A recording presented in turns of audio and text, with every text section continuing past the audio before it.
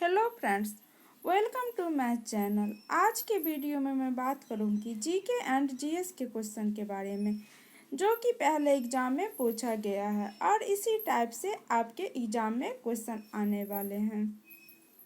Video start करने से पहले बस मेरा एक छोटा सा रिक्वेस्ट है, आपकी जो भी साथी बीएड एंट्रेंस की तैयारी कर रहे हैं उन्हें शेयर करें और चैनल को सब्सक्राइब कर लें ताकि कोई भी नया वीडियो आए तो आप तक पहुंच जाए। चलिए हम स्टार्ट करते हैं। देखिए, आपका पहला क्वेश्चन दिखाई दे रहा है। चाबहार पोर्ट डॉट डॉट में स्थित है। Pakistan, Iran, Iraq, Afghanistan. तो आंसर कीजिए। चाबहार पोर्ट कहाँ स्थित है? ईरान में स्थित है। और दोस्तों हम ये देख लेते हैं पाकिस्तान, ईरान, इराक, अफगानिस्तान का कैपिटल, जो कि बार बार पूछा गया है आपके एग्जाम में। तो पाकिस्तान की कैपिटल इस्लामाबाद, ईरान की कैपिटल तेहरान और इराक की कैपिटल बगदाद, अफगानिस्तान की कैपिटल काबुल। चलिए आगे कीजिए। हैदराबाद में चार मीनार का निर्माण किसने कराया था? इब्राहिम कुतुब शाह, कुली कुतुब शाह, अली आदिल शाह, इब्राहिम आदिल शाह थ्री। तो आंसर कीजिए। हैदराबाद में चार मीनार का निर्माण 1591 ईस्वी में कुली कुतुब शाह द्वारा कराया गया था। और चार मीनार की ऊंचाई कितनी है? 48.7 मीटर। इस निर्माण का निर्माण ग्रेनाइट, संगमरमर एवं मोर्टार के चूना पत्थरों को मिलाकर किया गया है। चलिए नेक्स्ट कीजिए। भारत के 70वें गणतंत्र दिवस के मुख्य अतिथि कौन थे? दक्षिण अफ्रीका के राष्ट्रपति सिरिल रामाफोसा, जाम्बिया के राष्ट्रपति एडगर लुंगू, इथियोपिया के राष्ट्रपति साहले वर्क जेडे, रूस के राष्ट्रपति व्लादिमीर पुतिन। तो आंसर कीजिए। इससे पहले देखिए, ये क्वेश्चन आपका 2019 में पूछा गया था, इसलिए ये 2019 का है और आपका एग्जाम कब 2021 में होने वाला है, इसीलिए आप 2021 का फैक्ट ध्यान में रखेंगे। तो मैं बता दूं आपको, 70वें गणतंत्र दिवस यानी कि 2019 में कौन आए थे? दक्षिण अफ्रीका के राष्ट्रपति सिरिल रामाफोसा आए थे। और 71वें गणतंत्र दिवस यानी कि 2020 में के गणतंत्र दिवस के मुख्य अतिथि कौन आए थे? ब्राजील के राष्ट्रपति जायर बोल्सोनारो आए थे। और 72वें गणतंत्र दिवस यानी कि 2021 में जो मनाए गए थे, उस समय मुख्य अतिथि कोई नहीं थे। क्यों कोई नहीं थे? क्योंकि कोरोना वायरस के कारण इस बार कोई भी मुख्य अतिथि का इनवाइट नहीं किया गया। चलिए नेक्स्ट कीजिए। वन जीव अभयारण्य जहाँ कोई भी पेड़, झाड़ या जड़ी बूटियाँ और कई प्रकार के जानवरों जैसे कि बंदर, पक्षी, हाथी, सांप, मेढक इत्यादि को देखा जा सकता है। इस अभयारण्य का सबसे संभावित स्थान है ध्रुवीय क्षेत्र, समशीतोष्ण क्षेत्र, तटीय क्षेत्र, उष्णकटिबंधीय क्षेत्र। तो आंसर कीजिए क्या होगा। इससे पहले मैं आपको बता दूं, उष्णकटिबंधीय क्षेत्र क्या होता है। इन क्षेत्रों में वार्षिक वर्षा 1000 से 1500 mm तथा तापमान 20 से 35 डिग्री तक रहता है। इन क्षेत्रों में पूरे वर्ष समान रूप से वर्षा होती है, जिसके कारण यहाँ वर्ष भर हरियाली रहती है। इसीलिए उस कटिबंधीय क्षेत्र में बंदर, पक्षी, हाथी, सांप, मेढक इत्यादि को देखा जा सकता है। तो क्या हो जाएगा, उष्णकटिबंधीय क्षेत्र। चलिए नेक्स्ट कीजिए। भारत को एक आत्मनिर्भर और एक स्व उत्पादक अर्थव्यवस्था के रूप में स्थापित करना किस पंचवर्षीय योजना का प्राथमिक लक्ष्य था? प्रथम पंचवर्षीय योजना, द्वितीय पंचवर्षीय योजना, तृतीय पंचवर्षीय योजना, चतुर्थ पंचवर्षीय योजना। देखिएगा, कोई भी ऐसा टॉपिक नहीं है जिससे आपके एग्जाम में क्वेश्चन नहीं आता है, इसलिए आप सारे टॉपिक को देखिए और उससे भी ज़्यादा अधिक उसे देखिए जिससे एग्जाम में क्वेश्चन पूछा गया है। तो पंचवर्षीय योजना कब स्टार्ट हुआ था? 1951 में।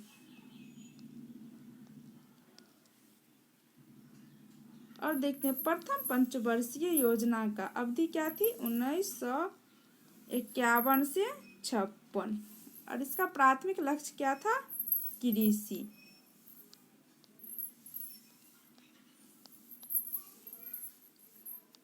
देखिए दूसरी पंचवर्षीय योजना जिसकी अवधि क्या थी? 1956 से 61। और द्वितीय पंचवर्षीय योजना का प्राथमिक लक्ष्य क्या था? तीव्र औद्योगिकरण। अब तृतीय पंचवर्षीय योजना की अवधि क्या थी? 1961 से 66। और इसकी प्राथमिक लक्ष्य क्या थे? स्वावलंबी अर्थव्यवस्था, यानी कि आत्मनिर्भर और स्व उत्पादक अर्थव्यवस्था। और चतुर्थ पंचवर्षीय योजना जिसकी अवधि क्या थी? 1969 से 74। और इसका प्राथमिक लक्ष्य क्या था? आत्मनिर्भरता की प्राप्ति। और चौथी पंचवर्षीय योजना के समय ही गाडगिल फार्मूला के रूप में शुरू किया गया था। तो क्या हो जाएगा इसका आंसर? आत्मनिर्भर और स्व उत्पादक अर्थव्यवस्था। तो तृतीय पंचवर्षीय योजना का प्राथमिक लक्ष्य था। चलिए नेक्स्ट कीजिए। भारत में राज्य की योजनाओं के लिए केंद्रीय सहायता के आवंटन का निर्धारण करने के लिए गाडगिल फार्मूला ... के रूप में शुरू किया। चौथी पंचवर्षीय योजना, पांचवी पंचवर्षीय योजना, आठवीं पंचवर्षीय योजना, 10वीं पंचवर्षीय योजना। तो आंसर कीजिए क्या हो जाएगा? चौथी पंचवर्षीय योजना। चलिए नेक्स्ट कीजिए। जलवायु परिवर्तन पर संयुक्त राष्ट्र फ्रेमवर्क कन्वेंशन UNFCCC COP24 2018 में पार्टियों के सम्मेलन का 24वां सत्र आयोजित ... में किया गया था। Katowice Poland, Copenhagen Denmark, Kyoto Japan, Montreal Canada. देखिए गाइस, आपके एग्जाम में 5 क्वेश्चन आपको करंट से पूछा जाता है, इसीलिए आप 6 महीने को करंट को पढ़िए और अभी फिलहाल साथ में पेपर भी पढ़िए, जिससे कोई भी करंट का क्वेश्चन आए तो आप बना सकते हैं। तो इसका आंसर क्या हो जाएगा? कोटोविस पोलैंड। चलिए नेक्स्ट कीजिए। बुद्ध ने किस भाषा में उपदेश दिया था?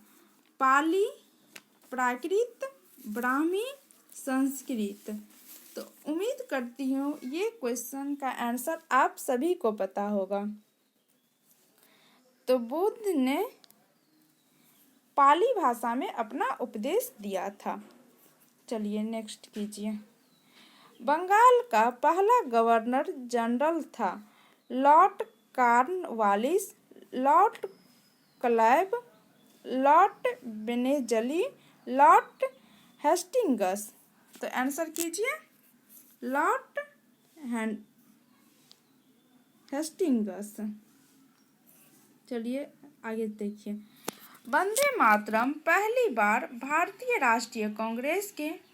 ईस्वी के अधिवेशन में गाया गया था। 1886, 1892, 1896, 1904।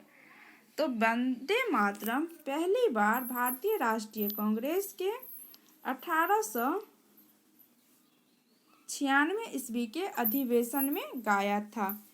और वंदे मातरम की रचना बंकिम चंद्र चटर्जी द्वारा संस्कृत में अपने उपन्यास आनंद मठ में की थी और इसे 26 जनवरी 1950 को अपनाया गया था। 26 जनवरी 1950 को। चलिए आगे देखिए। मोहनदास करमचंद गांधी के दौरान महात्मा गांधी बने।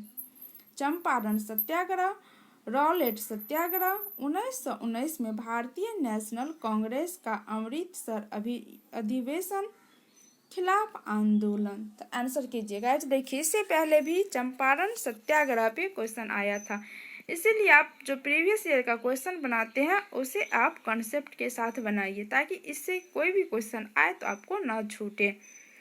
तो मोहनदास करमचंद गांधी चंपारण सत्याग्रह के दौरान महात्मा गांधी बने। चंपारण सत्याग्रह कहाँ से शुरू किया गया था? तो बिहार के मोतिहारी से। कब?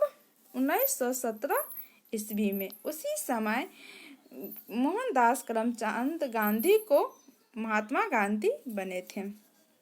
चलिए नेक्स्ट कीजिए। निम्नलिखित में से किस ग्रह को मॉर्निंग स्टार के नाम से जाना जाता है?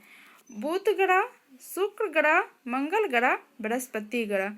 देखिए कितना इजी क्वेश्चन है। निम्नलिखित में किस ग्रह को मॉर्निंग स्टार के नाम से जाना जाता है? तो शुक्र ग्रह। और मंगल ग्रह को लाल ग्रह के नाम से। चलिए नेक्स्ट कीजिए। निम्नलिखित में से भारत ने फ्रांस से कौन सा अधिग्रहण किया? यानम, माहे, कराईकल, ये सभी। देखिए फिर आपका करेंट से क्वेश्चन। तो निम्नलिखित में से भारत ने फ्रांस से यानम अधिग्रहण किया। चलिए नेक्स्ट कीजिए।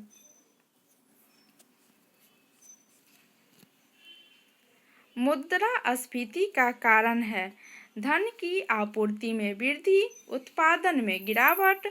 धन की आपूर्ति में वृद्धि और उत्पादन में गिरावट। धन की आपूर्ति में कमी और उत्पादन में गिरावट। तो मुद्रास्फीति का कारण है धन की आपूर्ति में वृद्धि और उत्पादन में गिरावट। क्या आंसर हो जाएगा? सी। चलिए नेक्स्ट देखिए। वैज्ञानिक प्रक्रिया का महत्वपूर्ण पहलू है समस्या, परिकल्पना, विधि, परिणाम। तो वैज्ञानिक प्रक्रिया का महत्वपूर्ण पहलू है परिकल्पना। चलिए आगे देखिए। निम्नलिखित में से भारत ने फ्रांस से कौन सा अधिग्रहण किया? ये क्वेश्चन मैंने देख लिया था पहले ही। चलिए आगे कीजिए। ये भी देख ली थी। चलिए आगे कीजिए। दिल्ली सल्तनत के आक्रमण के कारण वास्तव में समाप्त हो गया। Genghis Khan, Babur, Nadir Shah, Taimur Lang. तो आंसर कीजिए क्या हो जाएगा? दिल्ली सल्तनत तैमूर लंग के आक्रमण के कारण वास्तव में समाप्त हो गया। और तैमूर लंग के शासक कौन था? उज्बेकिस्तान। चलिए आगे कीजिए। वेल्स की राजधानी निम्नलिखित में से कौन सी है? Cardiff, Edinburgh, Dublin, London. तो आंसर कीजिए। आपको मैं पहले बता देती हूँ। लंदन किसकी राजधानी है? इंग्लैंड की।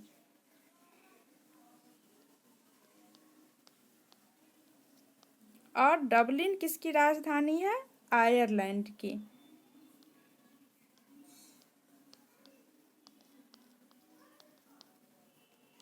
और एडिनबर्ग किसकी राजधानी है?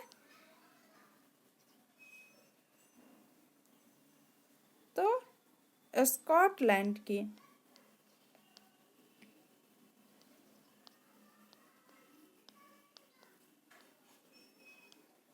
और कार्डिफ किसकी राजधानी है? वेल्स की। वेल्स की राजधानी कार्डिफ।